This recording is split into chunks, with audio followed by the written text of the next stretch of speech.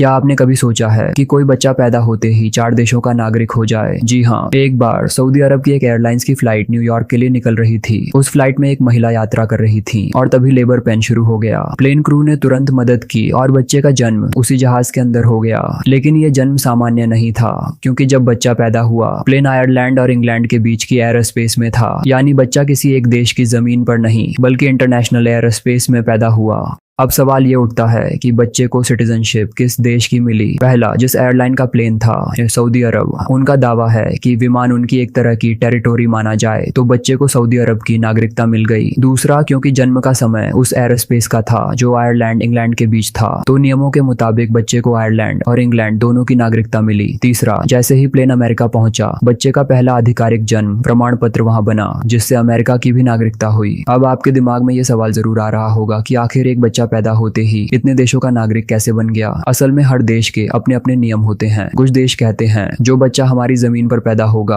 वो हमारा नागरिक होगा। कुछ देश मानते हैं बच्चा चाहे कहीं भी पैदा हो, अगर उसके माता पिता हमारे नागरिक हैं तो बच्चा भी हमारा होगा। और कुछ जगह हवाई जहाज या जहाज को उस देश का हिस्सा माना जाता है जहाँ से वो रजिस्टर्ड होता है। इसी वजह से इस बच्चे को एक साथ 4 देशों की नागरिकता मिल गई।